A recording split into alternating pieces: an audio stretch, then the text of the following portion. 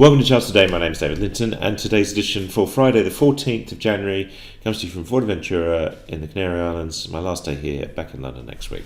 So, looking at the markets, seeing quite a lot of red in the equity indices. So, we'll that's the first glance. And here we see the dollar index is still looking pretty weak on that short term, just hitting that long term cloud resistance there, so that's quite key. Sterling looking stronger still, sitting at that 137 level, crossing back above the cloud, puts us into bullish mode on all three time frames. Interest rates expectations increasing in the UK, and against that euro, we're now just not far from making multi-year highs. We're already 2-year highs, and lots of upside targets into the 120s, so that looks like it will happen.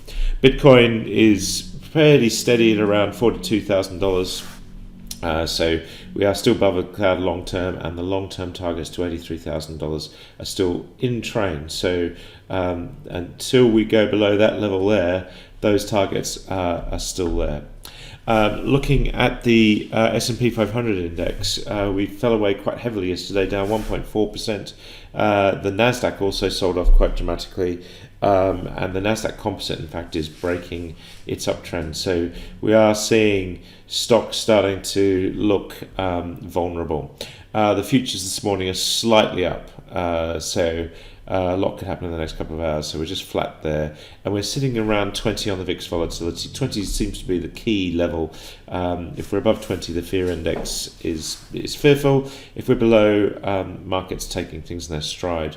The FTSE futures, little change. The DAX in Germany is down 0.2% this morning, so that's just deteriorating, and the CAC 40 also lower. We saw Japan sell off further, down 1.4%. Just really struggling to get back above the cloud on that daily chart.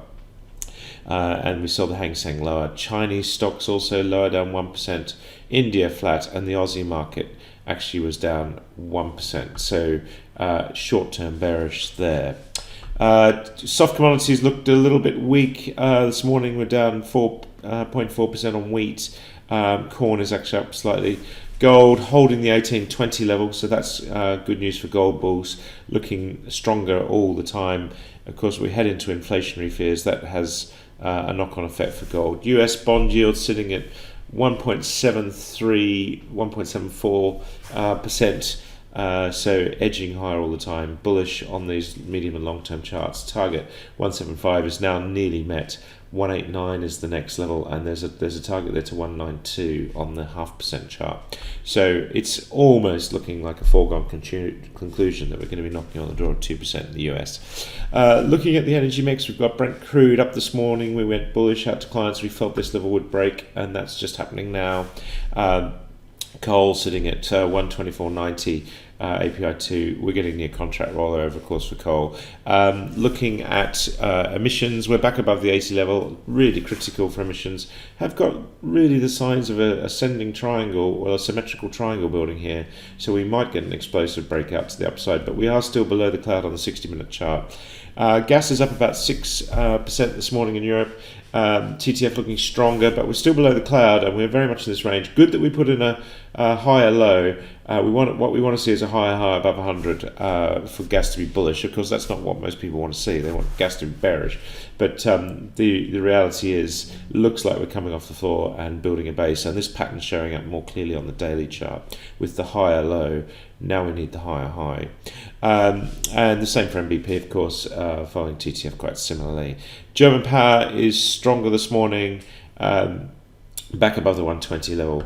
That's the critical level for power prices, and so that's what we're going to watch. But all eyes will be on these gas prices. Can we get above 100? Probably not going to do that today. Maybe next week we'll do that, and then that would be the beginnings of a recovery in the price, pushing to higher levels, and of course storage levels are still a concern. That's it for today. Until Monday, have a great weekend. Happy charting. See you then.